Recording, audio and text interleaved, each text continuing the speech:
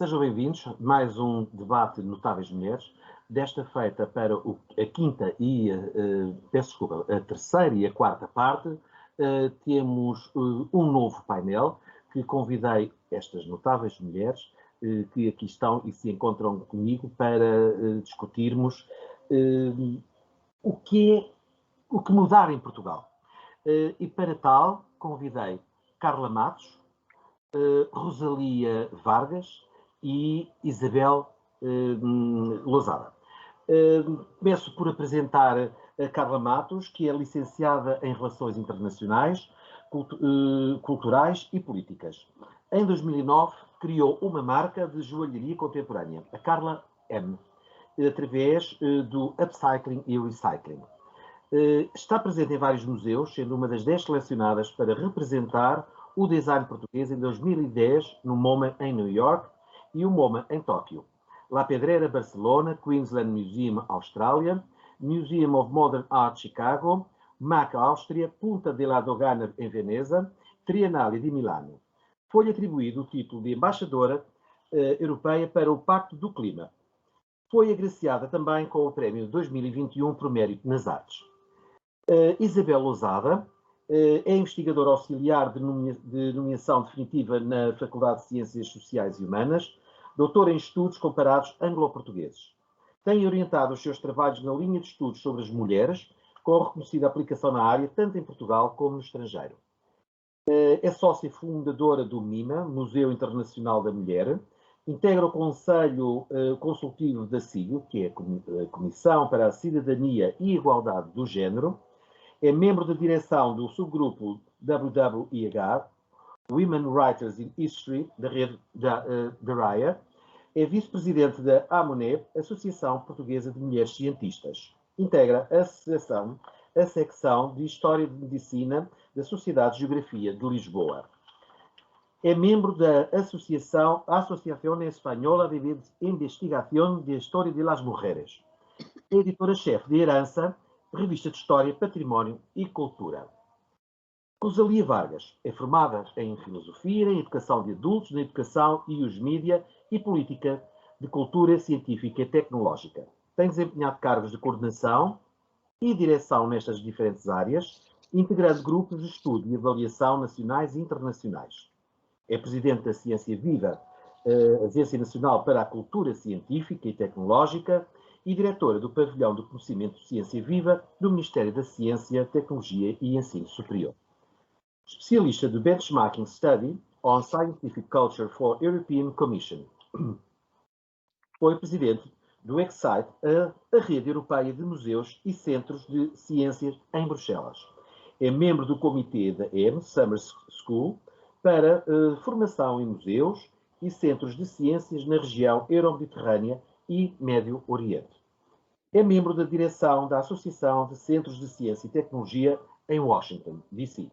É membro do Conselho Nacional de Educação, do Conselho Geral da Universidade Aberta, membro do Comitê Internacional do Centro de Ciência e Copérnicos em Varsóvia, membro do Conselho Consultivo de Acompanhamento do Plano Nacional das Artes. Minhas senhoras, sejam bem-vindas a este debate, por estes extraordinários currículos que estão aqui muito sumarizados.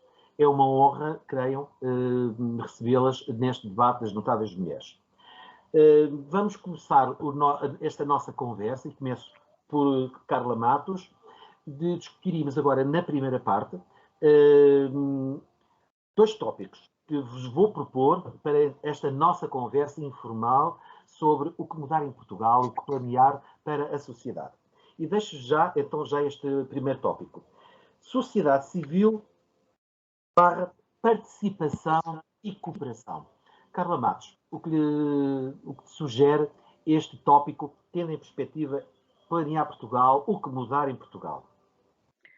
Bom, antes de mais, muito obrigada por esta iniciativa e por este convite para participar num painel de tão ilustres mulheres e com tanta relevância em termos da nossa sociedade.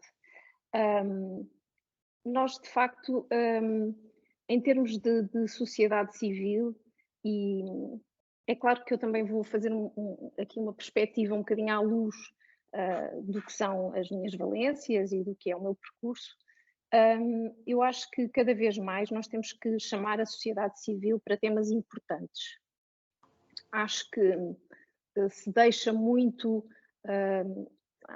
às pessoas a galvanização para projetos, para criação de desafios, quando nós, por vezes, precisamos é de ser desafiados. E neste sentido, por exemplo, esta questão do clima, a iniciativa da União Europeia para criar estes embaixadores do Pacto do Clima é precisamente para criarem dinâmicas de participação na sociedade civil. Mas eu acho que cada país também tem o seu papel e eu vejo pouco esse chamamento para a participação em temas importantes. E para além disso, vejo pouco diálogo entre setores económicos que podem fazer a diferença em termos de sociedade civil. Esta questão do clima, por exemplo, eu acho que cada vez mais nós temos necessidade de criar ações conjuntas com a participação das pessoas, quer seja em escolas, quer seja nas empresas, quer seja em termos de recrutar cada vez mais as pessoas para os temas e fazer participar essas pessoas nestas ações. E há ações que são muito simples, há ações que nós pensamos sempre que estas questões têm que sempre envolver infraestruturas, investimentos, e às vezes são coisas muito simples, que é como começarmos a ter atitudes no nosso dia-a-dia que podem fazer a diferença. É basicamente... Isabel, neste mesmo tópico, tem alguma coisa a acrescentar? Obviamente que tem. Qual é a sua perspectiva? Muito boa tarde. Em primeiro lugar, agradecer a oportunidade que me foi dada, até pela estranheza de não me considerar notável, mas por muito admirar o trabalho das duas interlocutoras que temos aqui hoje como pares de mesa também, Suadizan, uma vez que a nossa mesa é cada uma em seu lugar. E, nesse sentido, o contributo que gostaria de partilhar convosco tem a ver com aquilo que foi o meu périplo pessoal. Isto é, nascida na geração de 60, tive a oportunidade de participar desde cedo em organizações não governamentais. E quando olho para esta mudança a que temos assistido, e não para melhor em alguns casos, que será para melhor noutros, e lá chegaremos, faz-me interrogar acerca do porquê desta dissociação que hoje em dia há e que não senti tanto na minha juventude. E não senti tanto porque tinha tempo, por um lado, tinha disponibilidade, tinha vontade e tinha à minha volta uma série de solicitações para tomar o ponto que foi tão bem levantado aqui pela Carla, se me permite que a trate assim, uma vez que foi o que combinámos, passa em modéstia. E lembrar que estes desafios de que fala são, no fundo, desafios que podem vir de inúmeros lugares, mas com grande destaque, eu diria, para um debate intergeracional, que é que me parece que neste momento estamos muito acantonados. Aliás, não é por acaso que temos ouvido falar naquilo que é a múltipla discriminação, e muitas vezes são os jovens que se sentem discriminados. Porque quando chegam a determinadas estruturas com vontade de participar e de contribuir, encontram alguma hostilidade. Porque sempre foi assim, porque sempre se fez assim, porque vocês ainda são muito jovens, não tiveram essa dinâmica. Ora, se não contrariarmos essas, digamos, posturas, nós jamais vamos ter aquilo que queremos, que é uma plena participação. E, portanto, não podemos querer um universo que seja coroado com determinados aspectos se não contribuímos para essa sementeira. E é nesse sentido que penso que deveremos investir para ser promotor da mudança que desejamos ver concretizada. Acredito na criatividade dos jovens, trata-se talvez um ponto para se abordar um pouco adiante na conversa, mas se forem cooptados para canalizarem essas suas capacitações, essas suas competências, esses seus desejos, que são próprios até muitas das vezes da própria fase da vida em que se encontram. E articulá-los, não domesticá-los, que é por vezes aquilo que se pretende fazer, poderá ser um facilitador, ou seja, não tenho bola de cristal, também não pretendo tê-la, mas dentro daquilo que são as trajetórias que me têm sido permitido assistir, vejo com grande esperança que essa mudança, como dizia a Carla, e peço desculpa porque de facto segui atentamente aquilo que nos partilhou connosco, por vezes são gestos simples e que podem fazer a diferença. Estou aqui a antecipar um pouco aquilo que poderá ser a intervenção da Rosalia, mas já pegando naquilo que é a experiência que tenho de observar os trabalhos que tem permitido fazer, não só no Ciência Viva, mas para além do Ciência Viva, com outras iniciativas, o que vejo é que, de facto, muito depende da forma como nós, cada um de nós, cada uma de nós, intervém e pode fazer a diferença. Portanto, esse coletivo resulta de um somatório de iniciativas que não têm que ser de patamar, que não têm de ser de tribuna, mas que pode ser um gesto tão simples como anda daí, vem comigo.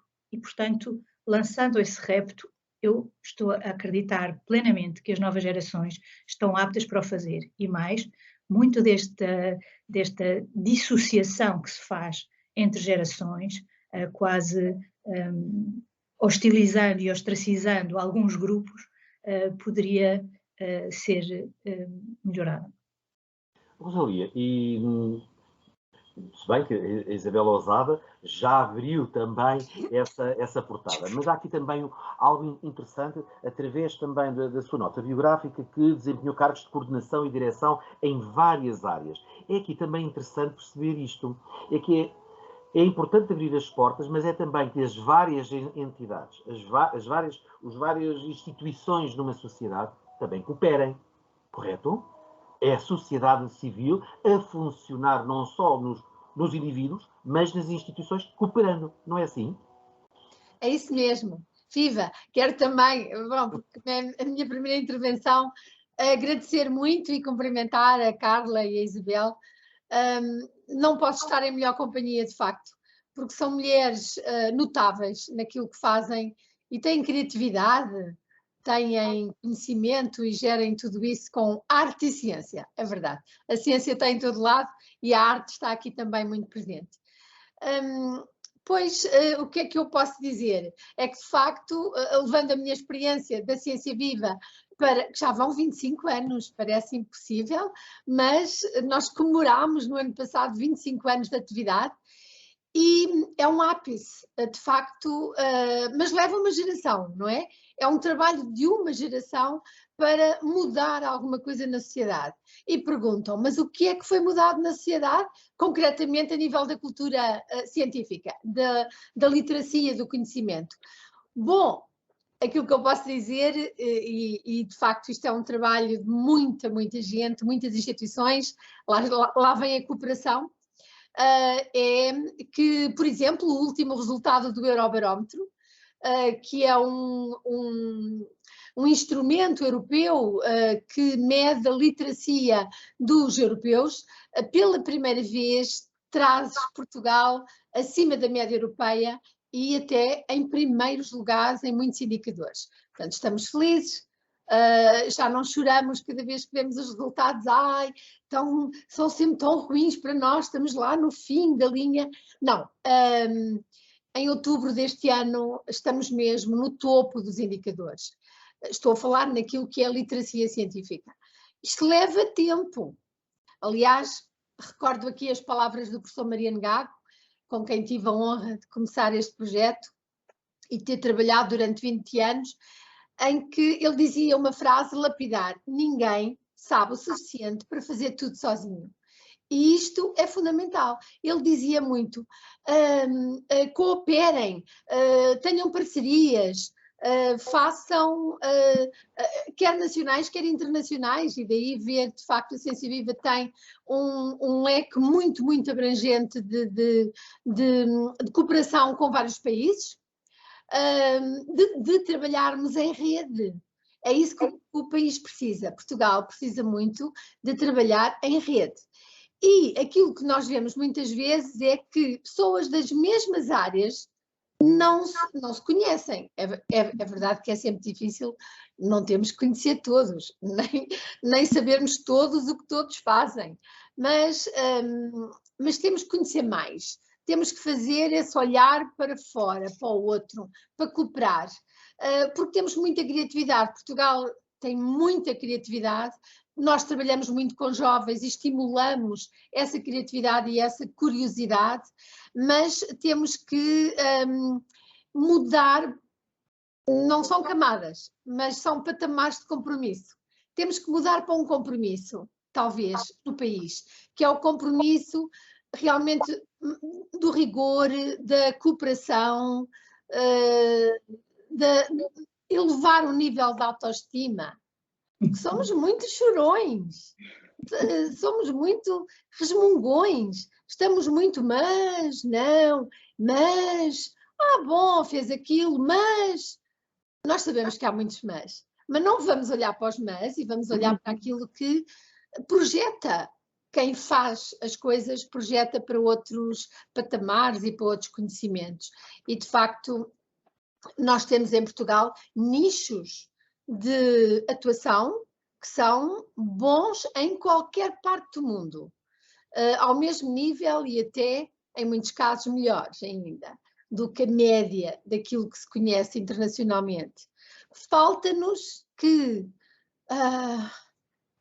aqui, olha, se calhar falamos mais adiante quando falar da política, não? Até porque estamos num período muito especial com esta gravação. Não posso deixar de ressalvar algo que a Ciência Viva também faz e que pode parecer, não direi menor, mas pode parecer um pouco despiciando ou menos relevante, mas eu não acho. Há no site de apresentação do site institucional oficial da Ciência Viva uma página que faz toda a diferença, que é a sistematização, a apresentação de todos os nomes das mulheres na ciência. E, obviamente, também dos homens.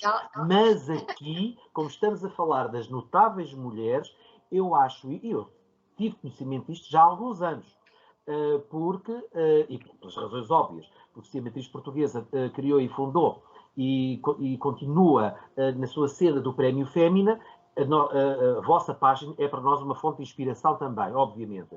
E isso é muito extraordinário. E atenção, não só portuguesas, mas também da lusofonia, que eu acho absolutamente notável. E isto é importante, é dar a conhecer. Estes tópicos que foram escolhidos, de facto, estão interligados, aliás, como tudo o que diz respeito à sociedade humana, seja a sociedade civil, seja a oficial, seja isto, seja aquilo, tudo está interligado. O que nos passa imediatamente por uma coisa muito importante, que é a educação e a cultura, que está na base também dos comportamentos do tópico anterior. Agora, e a educação e a cultura são temas gratos aqui às minhas caríssimas convidadas, geram obviamente o conhecimento e inevitavelmente o progresso dessa própria sociedade.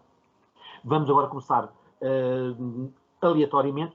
Isabel, o que lhe sugere isto, e ainda por cima, que a sua área é eminentemente na área da educação e da cultura. Deixe-me só que tente aliviar um pouco esta pressão de ser a pessoa para dar o kick-off neste tópico e dizer-lhe que essa questão tem muita relevância, é a sua área. Muitas vezes sinto-me ofendida quando estou em grupos de pessoas que são das ciências puras e duras, em que me dizem, porventura, questionando qual é esse meu lugar na ciência. E, portanto, não iria falar nesse assunto, mas uma vez que agora me diz ser a minha área, eu sei que o fez por carinho. A educação e a cultura? A educação e cultura? Educação e cultura e por ser a minha área, exatamente. Porque muitas das vezes, quando nós falamos no enquadramento científico e tecnológico, todas as áreas que não são as áreas de proa, as áreas que são as ganhadoras para os grandes projetos, são consideradas como de sumenos. E, portanto, tudo o que é cultura deve passar também por uma consciencialização daquilo que são ou não as competências, as valências e também a forma de as operacionalizar em prol dos outros. Como o João disse muito bem, estes temas e estes lemas que trouxe a debate entrecruzam-se. Assim também a ciência. Porque ainda ontem tive a oportunidade de assistir a um debate muito conduzido na RTP2, em que a professora Olga Pombo falava, a propósito do lançamento do seu último livro, sobre interdisciplinaridade. E se nós olharmos numa perspectiva histórica para esse banho que permeia toda a sociedade, neste momento o século XXI será o século da interdisciplinaridade. Não é a multidisciplinaridade que já vinha sendo praticada. Nós, no fundo, temos aqui uma mudança de paradigma a que não podemos ser alheios. Nós temos consciência de que, nas alturas em que fiz, por exemplo, a licenciatura e o mestrado, nós sabíamos, não se ia dizer à professora que chefiava o gabinete, que nos formava, nessa formação avançada, diríamos hoje, se o tema era próprio ou não era próprio, porque sabia-se, no cômputo geral, em termos nacionais, e a Ciência Viva há pouco tempo homenageou inclusivamente a professora Maria Irene Ramalho, uma das grandes figuras para a área em apreço na qual me inscrevo também, e portanto aí sinto-me devedora a essas grandes mulheres, Maria Leonor Machado de Sousa, que acabou de falecer, e que sabiam quem é que estava a fazer teses em determinado tópico. Não era preciso ir consultar base de dados nenhuma. Ora, hoje em dia, é impossível que isso aconteça. Ou seja, todo este olhar para aquilo que é a especialização, a concentração, o estudo afincado até saber um determinado patamar que é quase inquestionável, houve o reverso.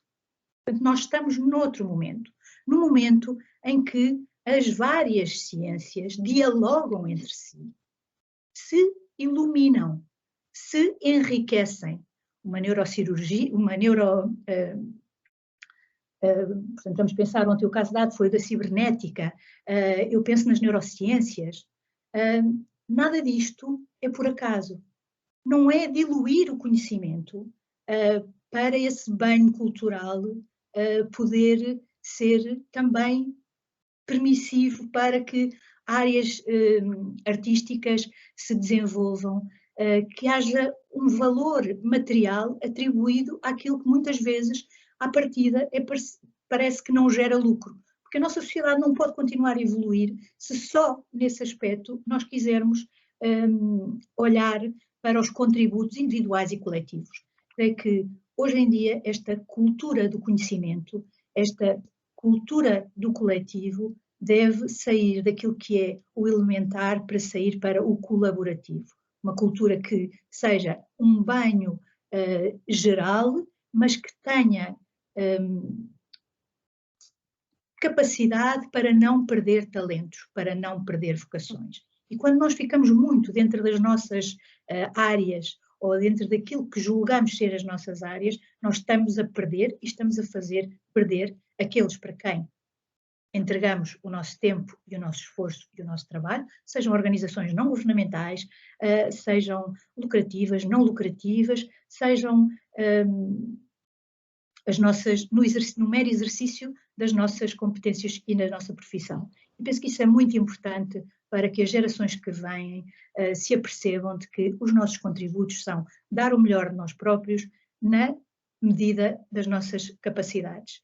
E tudo o resto virá a seguir. Não podemos acreditar que a escola, seja ela os ensinos mais elementares, intermédios ou superiores, tenham exigências iguais, mas têm, por certo, uma exigência que as une a todas, que é a da competência, da qualificação. E essa nós temos vindo a conquistar ao longo dos tempos, mas também olhando para as especificidades. Não podemos continuar a desejar que os vários agentes educativos, porque a escola não é feita só com os professores, continuem a ver depauperado o seu universo. aquilo que se falou aqui há pouco, em relação àquilo que era a valorização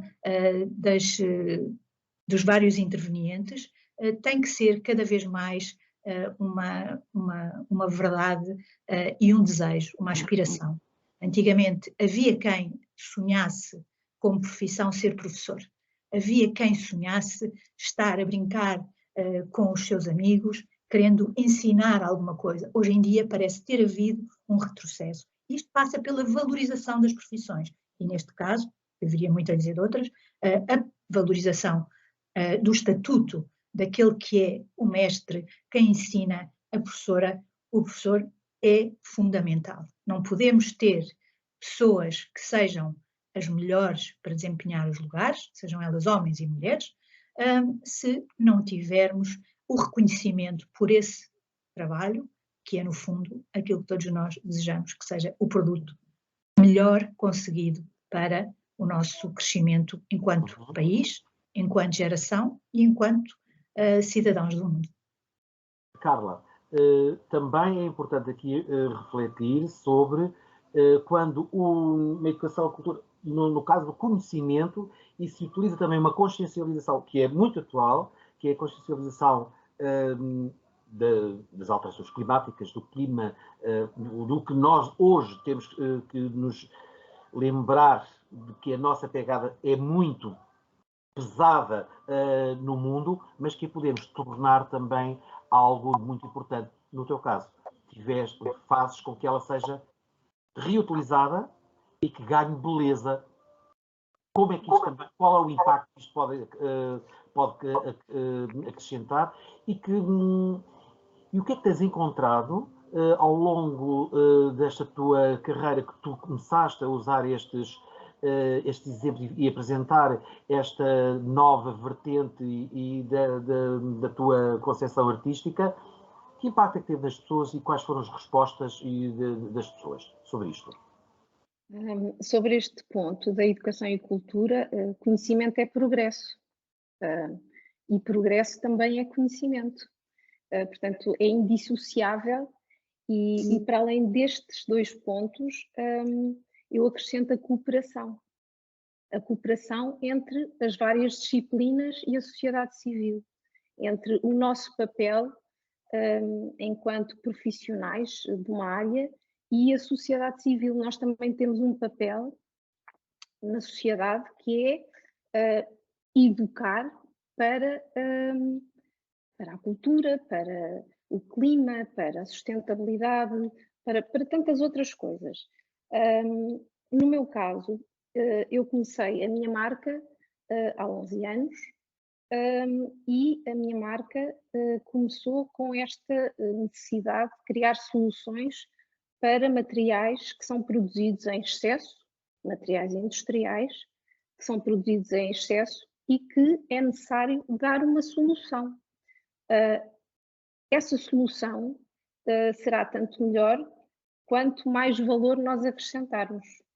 Esta ideia de que podemos fazer um colar, um anel, uns brincos com materiais industriais é a forma mais materializável, se o podemos dizer, para poder passar uma mensagem. Quando eu comecei há 11 anos, eu tinha que explicar muitas vezes o que era o upcycling e tinha que explicar que o upcycling, de facto, é nós utilizarmos materiais que foram criados com um propósito, reutilizarmos e criarmos uma solução e uma nova função. Tudo isto era muito estranho para as pessoas, mas ao mesmo tempo divertido. Divertido porquê? Porque alguém se tinha lembrado de pegar em borrachas, em às vezes objetos do dia a dia, como marcadores de mesa, que são de plástico, e que alguém criou uma solução. Portanto, foram muitos anos a tentar explicar e a ter um feedback muito positivo por parte das pessoas, em que as pessoas tomavam consciência de que, de facto, os meus fornecedores eram fábricas que criavam borrachas para soluções da indústria têxtil, da indústria do calçado, e essa ideia de estarem a ajudar a usar materiais com uma mensagem, colares com uma mensagem, tudo isso tem um storytelling muito interessante e as pessoas gostam de participar nesse projeto. E nestes anos, hoje em dia, já não tenho que explicar o que é o upcycling, e ainda bem, porque, entretanto, a sustentabilidade entrou nas nossas vidas e ainda bem. E hoje em dia é muito mais fácil para mim passar o conceito da minha marca e a estética e todos os valores que estão associados.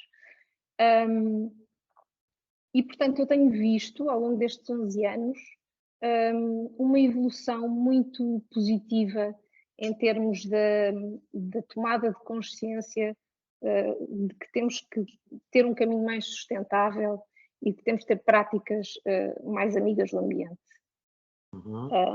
Obviamente que todo este caminho, se formos a ver, eu comecei há 11 anos, parece que de repente que foi tudo muito fácil, mas não é fácil, porque ainda há 11 anos eu estava a explicar o que era o recycling e o upcycling, não é?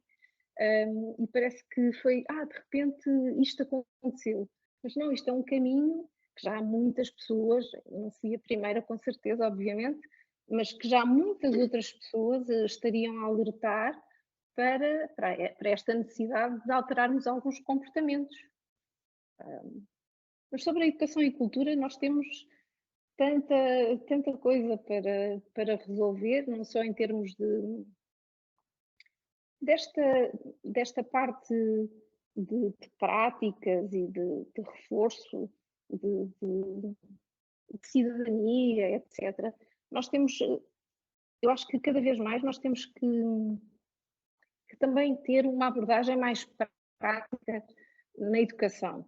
Eu acho que a educação continua a ser muito teórica, continua a ser muito voltada para os resultados e para as notas, quando nós temos umas áreas que não precisam de ter notas.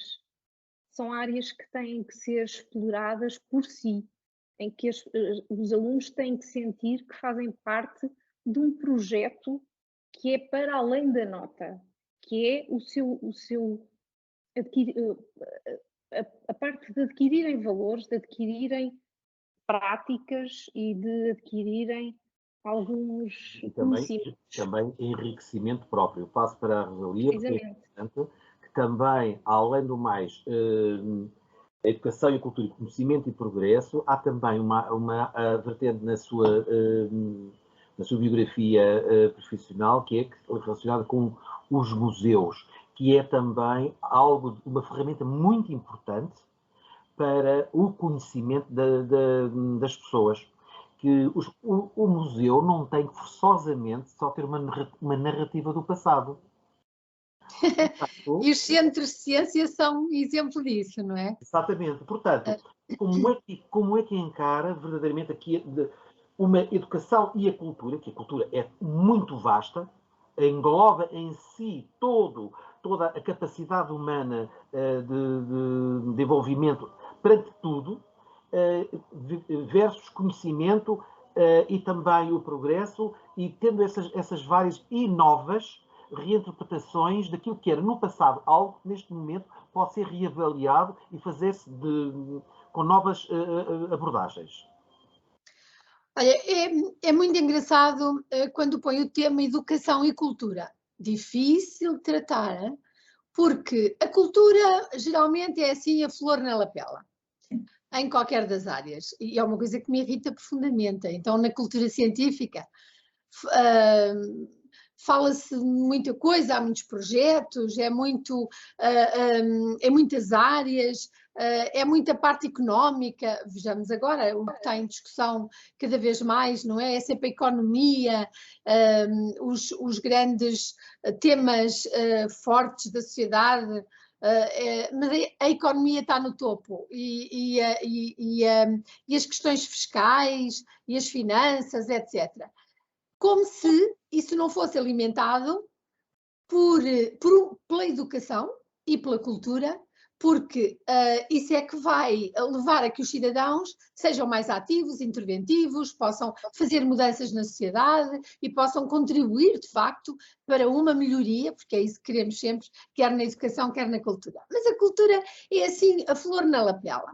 A educação é aquilo que está sempre tão presente que nem se dá por ela. E às vezes não damos grande importância àquilo que se dá por adquirido.